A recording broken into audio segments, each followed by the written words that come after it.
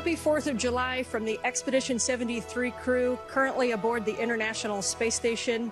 We are orbiting 250 miles above you, orbiting the Earth every 90 minutes. And we wanted to take this opportunity to wish a happy 4th of July to everybody and tell you a little bit about what this holiday means to each one of us. I'm NASA astronaut Ann McClain, and for me, the 4th of July represents the responsibilities that we each have. To whom much is given, much is expected. Our forefathers gave us the rights of life, liberty, and the pursuit of happiness, and every generation must protect that for future generations. I'm NASA astronaut Nicole Ayers, and happy 4th of July to all of you. This is a special holiday. For me, it just reminds us of the freedom that we get to enjoy and that we have enjoyed for so many years. And like Ann said, you know, protecting that freedom is important to all of us here as military officers, but also NASA astronauts, and we are proud to serve our country both on Earth and in space.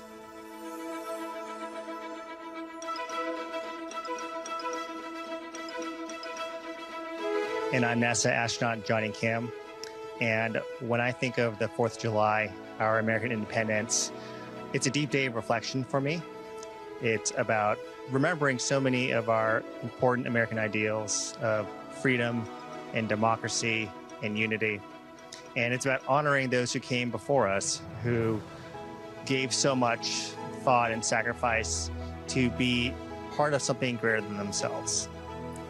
And I just want to say a message to all of our loved ones. We couldn't do this mission without your love and support. And to those following our mission, the spirit of exploration, just like the spirit of freedom and democracy, is what has made our country so great. Goodbye from the International Space Station.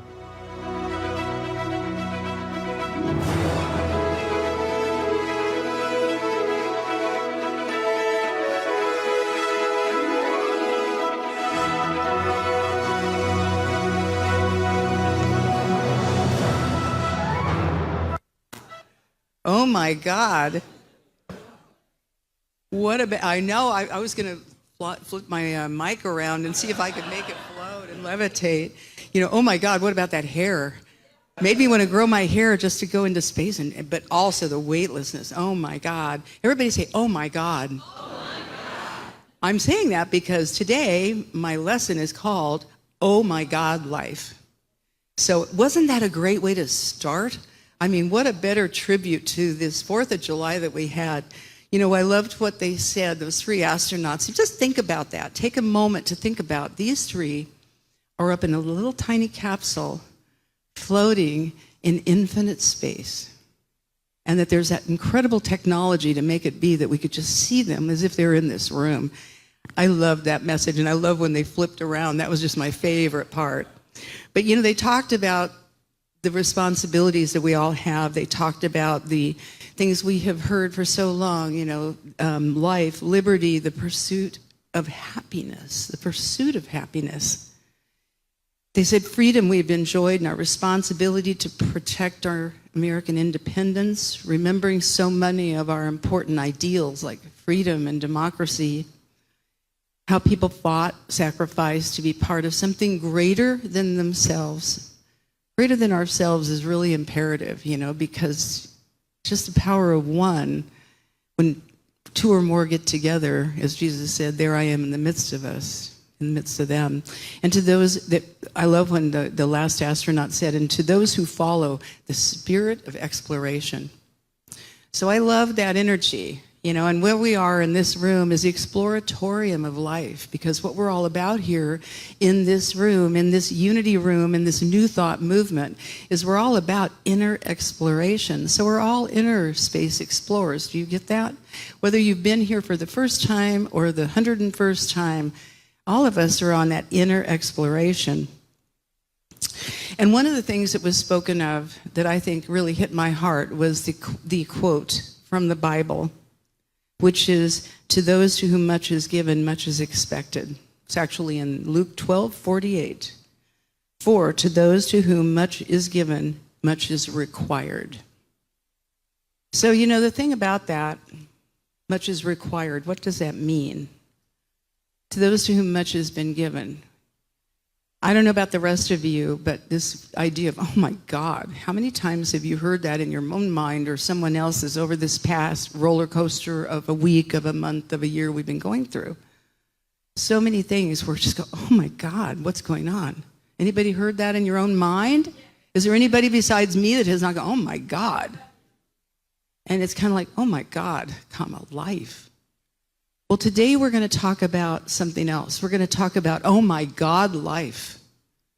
And I want to help you understand today the power tool that Michael and I were given a couple of years ago by two very wonderful metaphysician friends of ours named Melissa and Z. They're just the best. And they're New Thought ministers, and they go around the country, they're musicians, and they come up with some of the most amazing ideas. But the two of them have developed what they call their three-dimensional prayer practice called Oh My God Life. So we're going to talk about that today, but first I'm going to talk about why it matters. Some of you probably know the wonderful minister out at the Unity in Houston Church, Michael Gott. He's kind of well known, and I know Jen, you know him. He's a fabulous musician too. In fact, he and Jen Chada both have sang the song Amazing Things, which was written by one of the music directors here in Chicagoland, Megan McDonough, who's across town right now giving her own lesson at the church in Unity Des Plaines. But Michael's a fabulous minister, and I sometimes go and I get ideas from other ministers. You see, this is the thing. When you take from one place, it's stealing. But when you take from a lot of places, it's research, right? So I do a lot of research. You guys just don't know it. But today I'm naming it. Okay, so one of the things Michael said in one of his recent talks, he said about our movement, he said, we are a non-dual faith. He said most of the Western religions are actually dual in nature because they teach two powers. They teach the power for good and the power for evil. What we teach is there is one power. There's polarity in that power, and there's free will in that power. But there is only one power, one presence, and one infinite mind. And we always say, and that mind is my mind now. How can we know that? Because in an infinite mind, in an infinite power, in an infinite field of all potentiality and possibility, what could be outside of it? So by the very nature that you are hearing these words using your beautiful mind, you must be one with that. I still love one of the descriptions of God, which was from antiquity by Hermes the Great, when he said, God is an infinite sphere whose circumference is everywhere and whose circumference is nowhere. That's right. The circumference is nowhere, but whose center is everywhere. It's like, think of yourself as just, you got that little built-in computer of a mind. It's like an internet, and you can always log on, and you're using it all the time. So I love the idea that we're a non-dual faith, and really what we're all about here in Unity is to heal duality, to heal the idea that there's an equation which would be 1 + 1 = 2. But we do that when we think that God is outside of ourselves. It has to be 1 plus nothing else. It's just the one. And we're one with that. We are individualizations of this one mind. Knowing that, in my opinion, takes responsibility. Because haven't we been given something amazing? Whether you have been in this teaching 1 minute or you've been in it for many minutes, there's something within your heart that called you here. You're here by a divine invitation this morning. Can you know that for yourself? Let's affirm it. I am here by a divine invitation. Oh my God. Yeah, something brought us here, and there's no accident. And you know what? What's really cool is science is catching up to this. They call this entanglement. Yeah, we're all entangled. There's a reason that we're all here. Michael Gott speaks to this. I love the way he put, to kind of help us understand what New Thought is and what Unity is. He said, Unity occupies a very unusual and sacred space. He says, we're in the household of Christianity, meaning Christ consciousness, okay? But he says, but we have this kinship with Eastern faiths. He says, we have kinship with Hinduism and Buddhism because we believe that all there is divine, that there is nothing beyond the life of God. So you can call it Christ consciousness, you can call it Buddha nature, you can call it Fred, you can call whatever you want to call it. But there's only one of us here, and that's what we're here to do. Lots of things going on in the world of our making. Have you noticed? Lots of things going on that can rock your world. Anybody's world been rocked lately? Sometimes people right now in this world are rocked by joy because of what's going on, because it fits in their worldview. And for some of us, it's not so joyful. And yet, we're all in this plane together. All that little, when those astronauts are sitting up in infinite space looking down at that little blue dime, all the stuff you're going through is in that little blue dime while they're up there looking at infinite space. So what do we do when we're looking out at the world, wondering what the circumstances are all about and what in God's name, oh my God, what can I do about that? Well, there's a couple of things we can do. You've heard the word fear. How many of you felt a little fear? Anybody felt some fear? You know, however you might feel it, anger, something going on. Even you're feeling excited about what's going on, but you fear other people are kind of your other rather than one with you. I think that's part of what we're wanting to do is heal that otherness. You know, unity does not mean redundancy. So differences are good. It's how we express our differences with each other that's everything. So we can do a couple of things. You know, we can do the spiritual bypass. What's that? That's like, everything is perfect, everything's whole and complete, that's wonderful. Marianne Williamson, one of my favorite lines, Marianne Williamson says, you know, we metaphysicians, we talk like this so you won't know we have rage.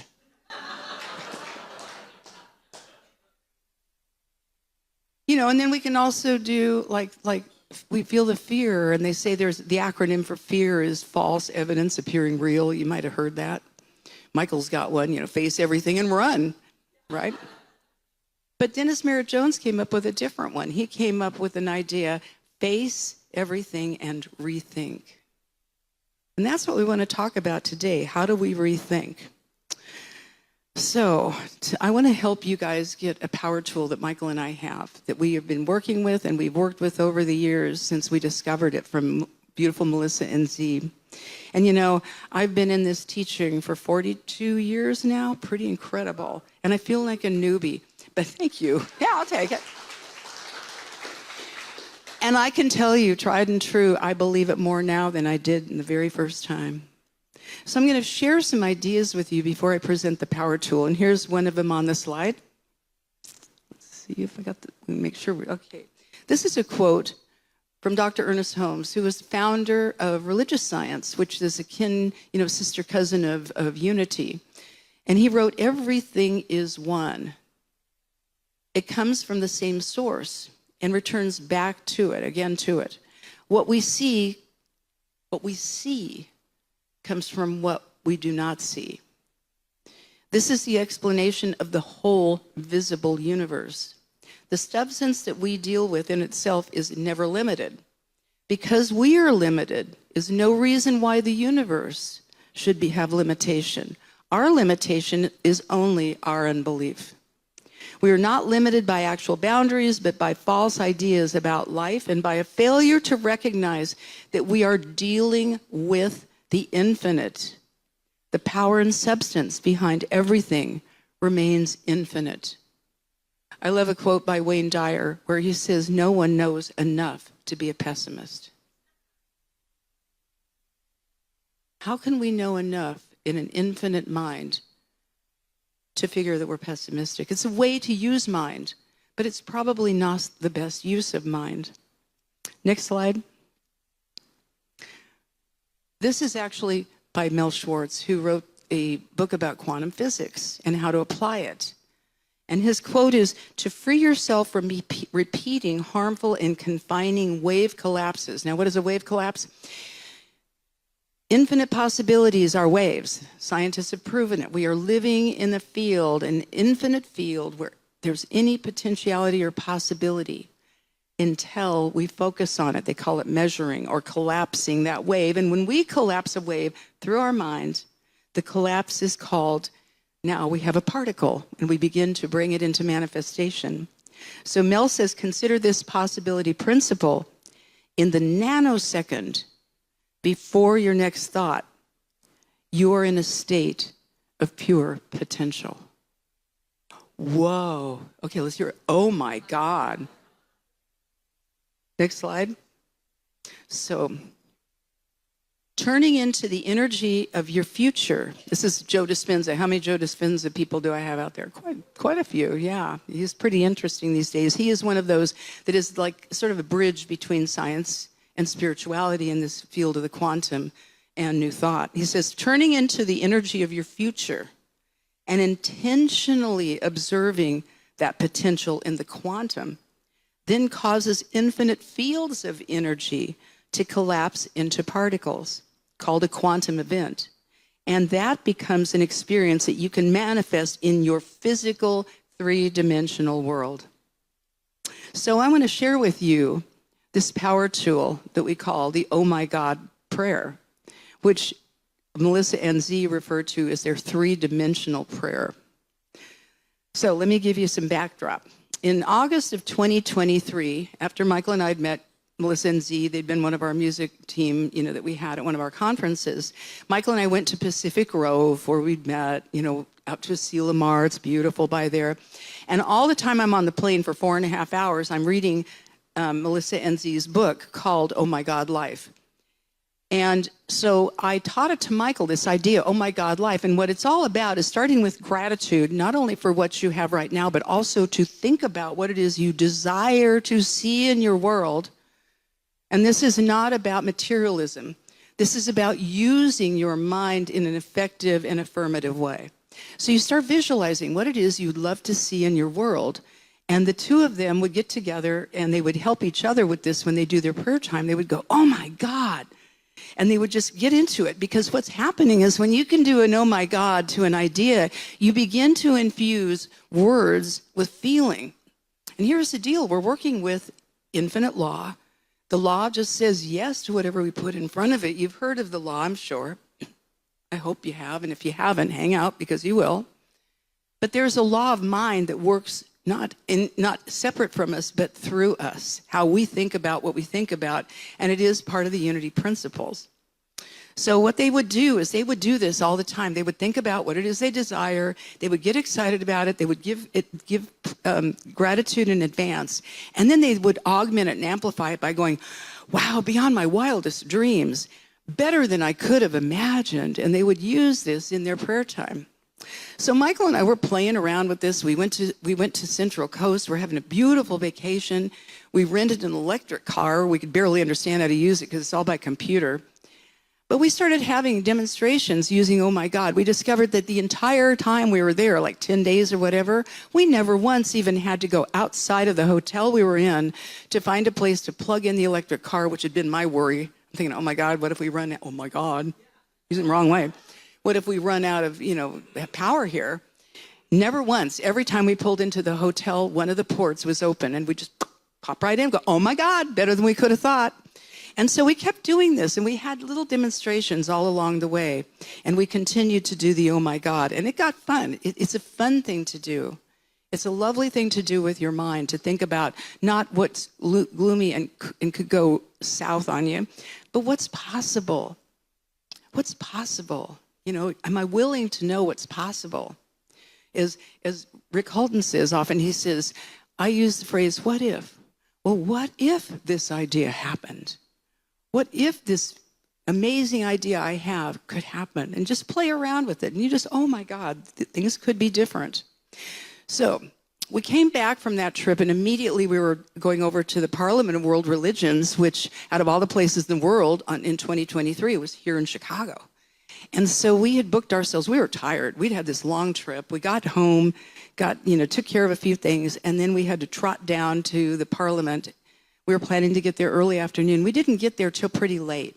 So we were a little snarky about the fact that we got a late start and things weren't going so well getting out of the house. Anybody ever had that happen?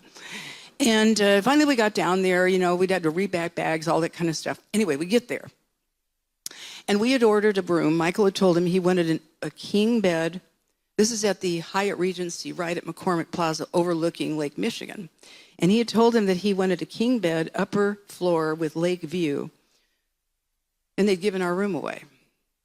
And what they gave us was a queen bed, lower floor, and a city view. And we went, Michael's been in the business of hotels for a while, so he knows how to get the person from the back to come into the front and talk with him. And so, but he keeps his cool. He does not make anyone wrong. He just lets them know what will make it right. Anyway, after a little shuffling in the back room, suddenly this man comes out and he said, you know what? We think we've got a room that'll make you happy.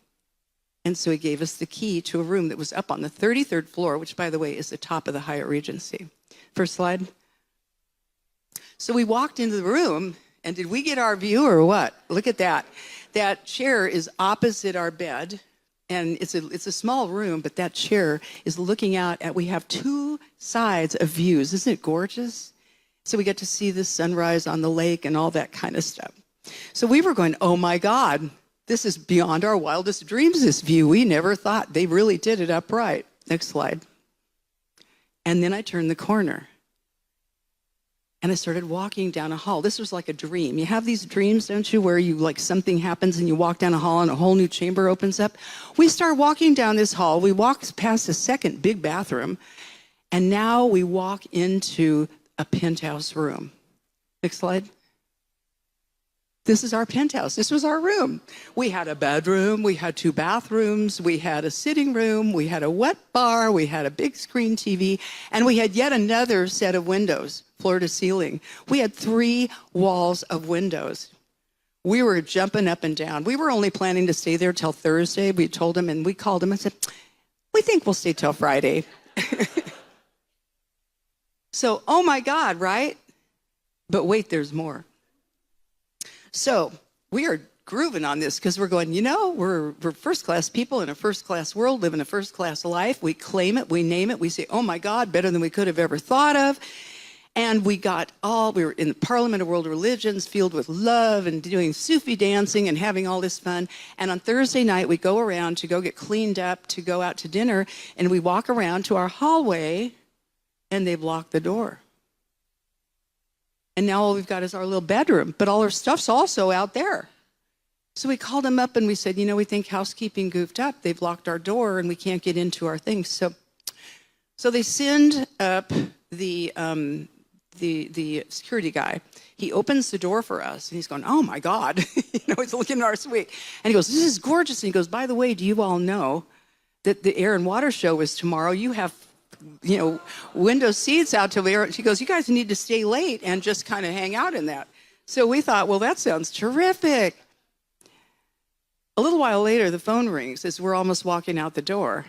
And the phone rings, and there's a very harried floor manager downstairs going, you aren't supposed to be in there.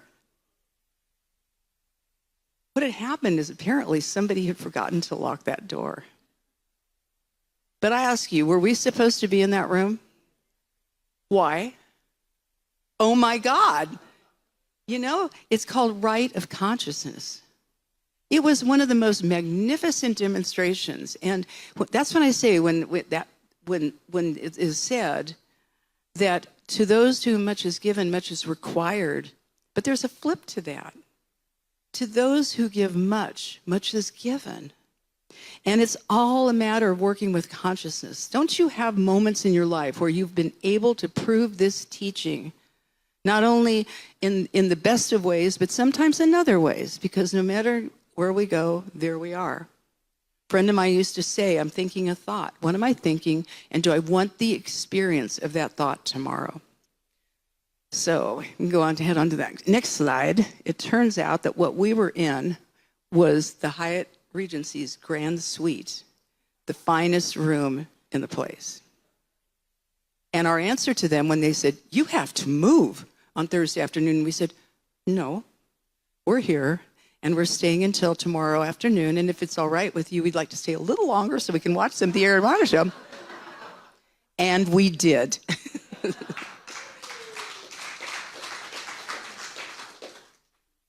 Impossible things are happening every day, Anyway, I have a slide. What's my next slide? Let's see. Oh, yeah, there we go. Quote by Charles Fillmore. Fabulous book. If you don't have this book of his, Atom Smashing Power of the Mind. Did you know our founder wrote that book? Atom Smashing Power of the Mind. He said, Jesus recognized capital M mind, meaning the absolute, in everything and called it Father. He knew that there is a faith center in each atom of matter, and that faith in man can move upon the faith center in matter and can remove mountains. So this is your toolkit for today. It might sound a little kitschy, it might sound a little silly, but I'm going to invite you to try it this week. To begin to think about something you'd like to manifest, something, and not even a thing. Because, you know, we never pray for things. We pray for the experience of the thing. That's what we want, not the thing itself. But if you can begin to think about what would you like to see, even if it seems completely unrealistic and you have no idea how to do it, that's the key.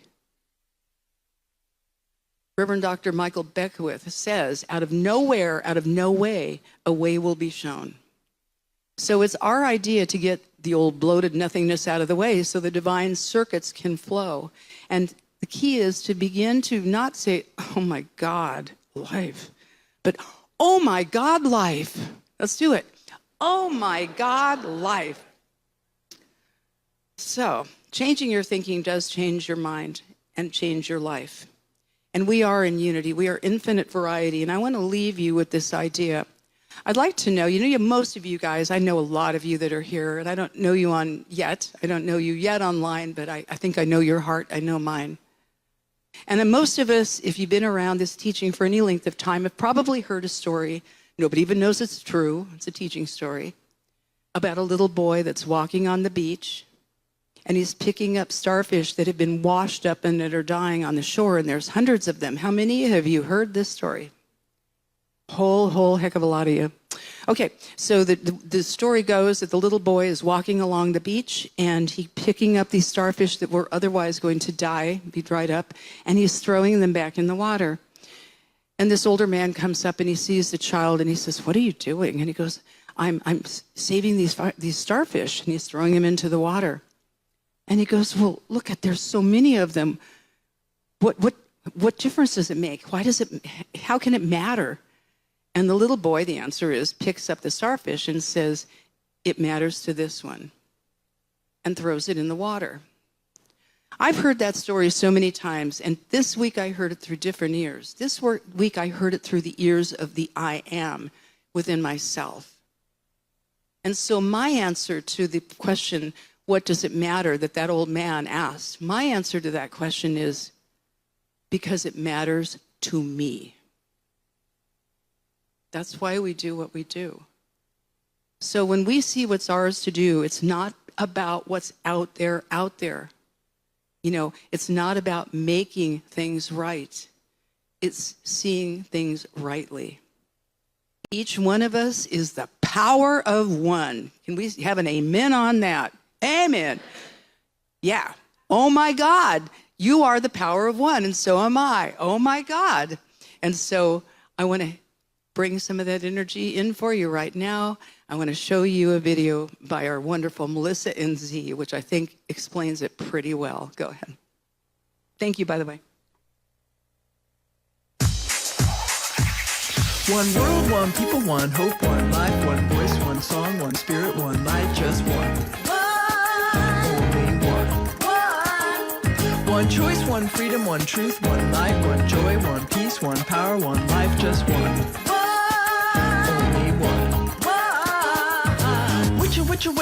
What you gonna do about the problems of the world? Do you want another view? Then stop. Take your brother by the hand and stop. Tell your sister that she can, cause we'll go a little farther, last a little longer when we help each other out, make each other stronger. Who's gonna do it? You and me. Why we gonna do it? Cause it sets us free. One world, one people, one hope, one life, one voice, one song, one spirit, one night, just one. Only one. One choice, one freedom, one truth, one light, one joy, one peace, one power, one life, just one. Only one. There is only one. One power, only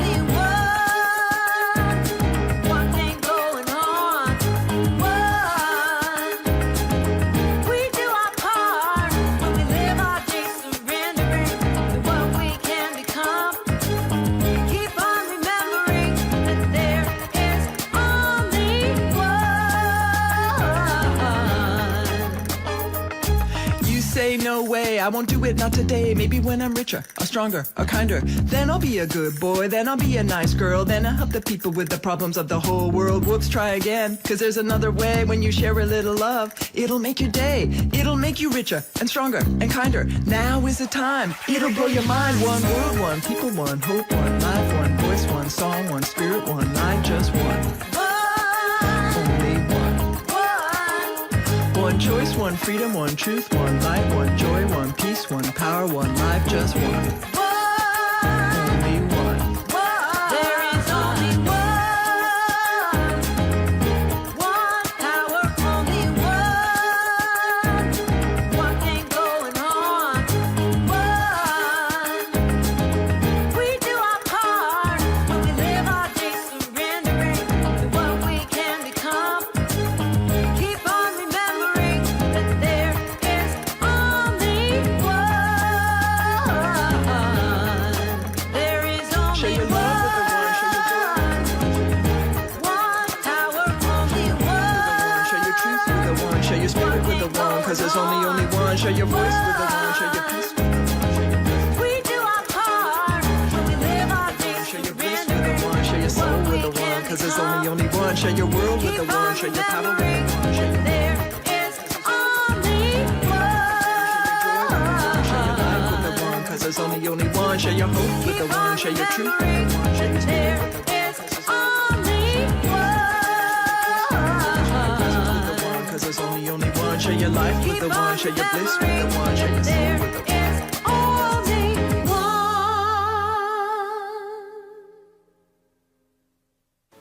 If you like this video, How many are there? How many? One. How many? One. Oh my God, you all got it. Hi, Michael. I'm Reverend Michael Spear. I'm going to lead us in our meditation this morning. I'm going to start out by reading this wonderful reading from Daily Word today. For today's Daily Word, if any of you have it, just fantastic. It's called, I Open My Mind to Limitless Possibilities. So I invite you to just get comfortable. You may wish to close your eyes. I open my mind to limitless possibilities. There are limits to what my mind can imagine. I may find a challenge too big to overcome or too complex to work through. In the past, I might have avoided such challenges, but today I turn within for guidance. Within my inner sanctuary, I find infinite possibilities.